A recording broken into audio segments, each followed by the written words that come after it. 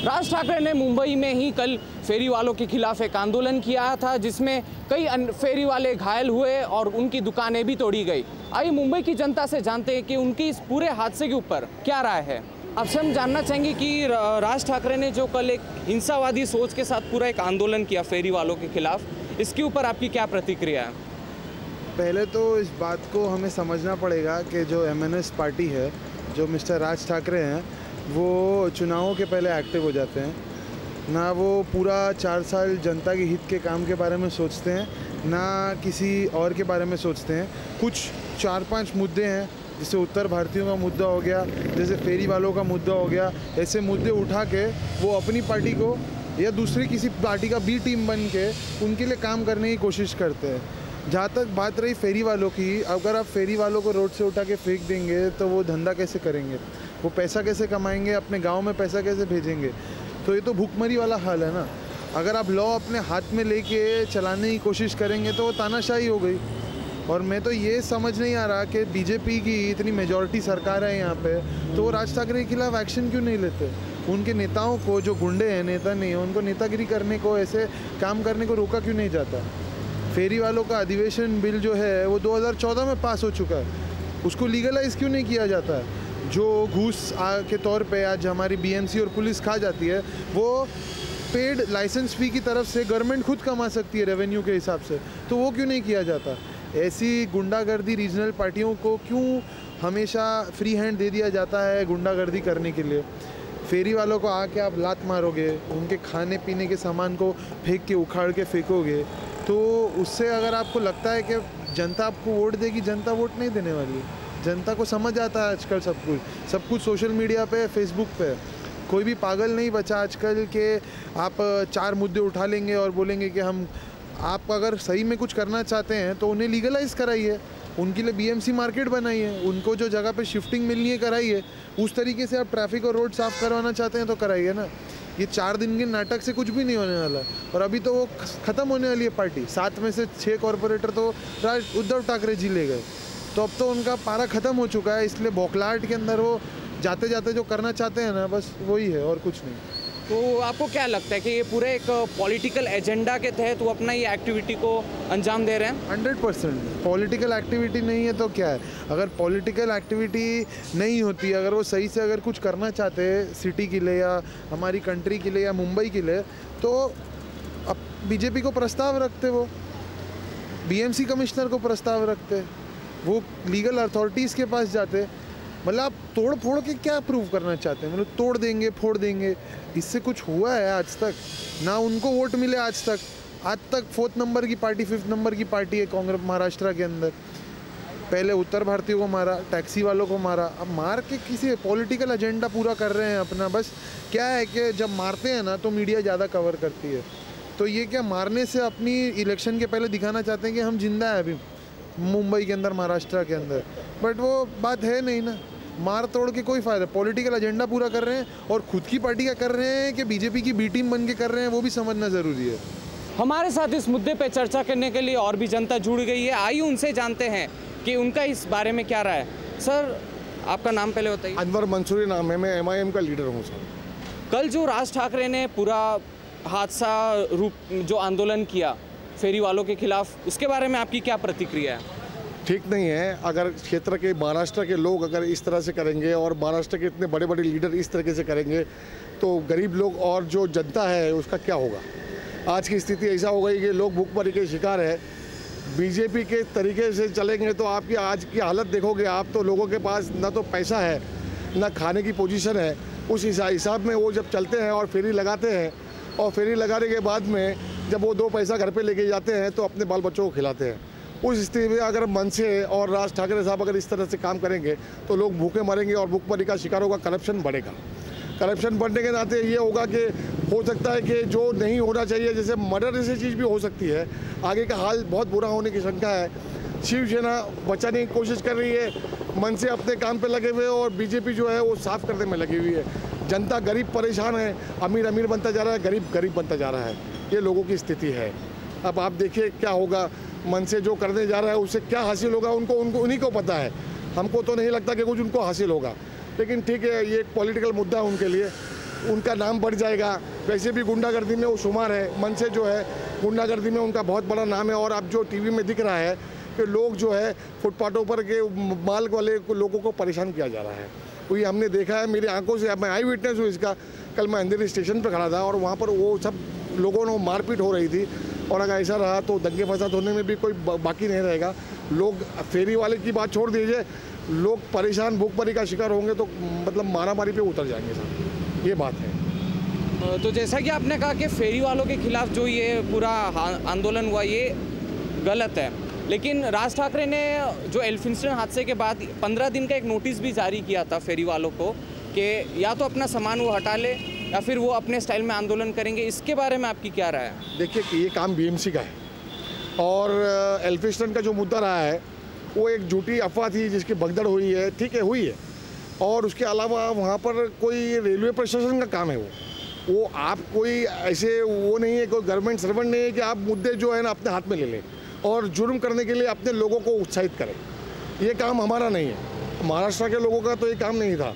हम लोग भलाई के लिए लगे हुए हैं और महाराष्ट्र का नाम पूरे स्टेट, सारे स्टेट के अंदर यही काम आता है कि महाराष्ट्र एक ऐसा स्टेट है जहाँ से लोगों को इनकम टैक्स और सेल टैक्स जमा होकर के लोगों के स्टेट्स का भला होता है। तो अगर हमारे स्टेट में अगर ये होना चालू हो जाएगा तो हमारा क्या होगा, आप बताइए, ये बात। आपसे हम जानना चाहेंगे कि राज ठाकरे ने जो पूरा एक आंदोलन लिया, क्या ये सही ठहराते हैं आपके वो कानून अपने हाथ में ले रहे हैं? ये सही नहीं लिया है। अब क्या बता सकते हैं, बस इतना ही बता सकता हूँ। आपसे हम जानना चाहेंगे कि राज ठाकरे ने जो पूरा कल आंदोलन किया फेरी वालों के खिलाफ, इसे आप कितना जायज़ ठहराते हैं? सर पहली बात तो ये बिल्कुल गलत है सरासर। उनको आंदोलन ही करना है तो मोदी के खिलाफ करें, बीजेपी के खिलाफ करें। ये एक पॉलिटिकल मुद्दा है, जब उनको टाइम आता है तो कभी टोल के खिलाफ कर लेते हैं और उनको टारगेट ही करना है तो काफ़ी लोग हैं उनके खिलाफ करें। ये जो भी कर रहे गलत कर रहे, ये सब दादागिरी है, ये गलत बात है। अगर उनको आंदोलन ही करना है तो आज जो महंगाई है, जो गरीब जनता मर रही है, उसके खिलाफ वो करें जो भी करना है। तो जैसा कि आपने कहा कि मोदी के खिलाफ उन्हें आंदोलन करना चाहिए, तो जब बुलेट ट्रेन का जो प्रावधान पास हुआ था उन्होंने कहा था कि वो एक ईंट भी नहीं लगाने देंगे, तो इसके बारे में आपकी पूरी क्या राय है? सर वो हमेशा इंटरव्यू में बोलते हैं इलेक्शन के टाइम कि हम बीजेपी का समर्थन देंगे। ये एक पॉलिटिकल मुद्दा है सर, ये एक पॉलिटिकल मुद्दा है। जिस दिन उनका काम हो जाएगा उस दिन आवाज़ नहीं निकालेंगे वो। राज साहब का जो भी काम है रॉन्ग है, यानी दाऊद के बाद अगर हिंदुस्तान में कोई भाईगिरी काम कर रहा है तो महाराष्ट्र के अंदर राज ठाकरे साहब कर रहे हैं। हमेशा कोई भाजी वाले को मारते, कोई रिक्शे वाले को मारते, क्या है? तुमको मारना है तो पॉलिटिकल बहुत से गुंडे हैं, उनको मारो। ये सिर्फ बेवकूफ़ बनाने की लाइन है सर, और कुछ नहीं। हमें बताइए कि कल राज ठाकरे ने जो पूरा एक आंदोलन किया फेरी वालों के खिलाफ, उसके बारे में आपकी क्या प्रतिक्रिया है? ये जो एल्फिंस्टन का दुर्घटना हो गया है उसमें बहुत जन उसमें से एक हो गए बड़ी दुर्घटना हुई, उसके वजह से ये चालू होना मांगता है। और स्थानक जो रेलवे स्थानक है वो सब साफ़ सफाई होना मांगते हैं, पब्लिक के लिए चलने के लिए जगह होनी मांगती है। तो अच्छा काम, अच्छा ही है। तो क्या आप इसे जायज़ ठहराते, इस जो पूरे आंदोलन एक हिंसा का रूप लिया था? हिंसा क्या नहीं, उन्होंने 15 दिन का अल्टीमेट तो दिया था, तो वैसा बीएमसी या पुलिस ने कार्रवाई करके सब एक करना मांगता था। तो एक्चुअली जो मारझोड़ नहीं करना मांगता है, एक्चुअली सीधे प्यार मोहब्बत से बताना मांगता है। हमारे साथ इस मुद्दे पे चर्चा करने के लिए कुछ और भी जनता जुड़ गए। आइए उनसे जानते हैं कि इस पूरे मुद्दे पे उनकी क्या प्रतिक्रिया है। सर आपका नाम? मेरा नाम अजीज फुलारी है, मैं रिपब्लिकन सेना का उत्तर पश्चिम जिला तालुका अध्यक्ष, जिला अध्यक्ष हूँ। आपसे हम जानना चाहेंगे कि कल जो पूरा वाकया हुआ, राज ठाकरे ने जो आंदोलन किया फेरी वालों के खिलाफ, उसके बारे में आपकी क्या प्रतिक्रिया है? नहीं, हमारी प्रतिक्रिया ये है, हिंदुस्तान के किसी भी शहर का, किसी भी राज्य का आदमी, बम्बई क्या पूरे इंडिया में किधर भी जाके अपना रोजी रोटी काम कर सकता है। ये इधर देवन फडणवीस का राज है या राज ठाकरे का राज है?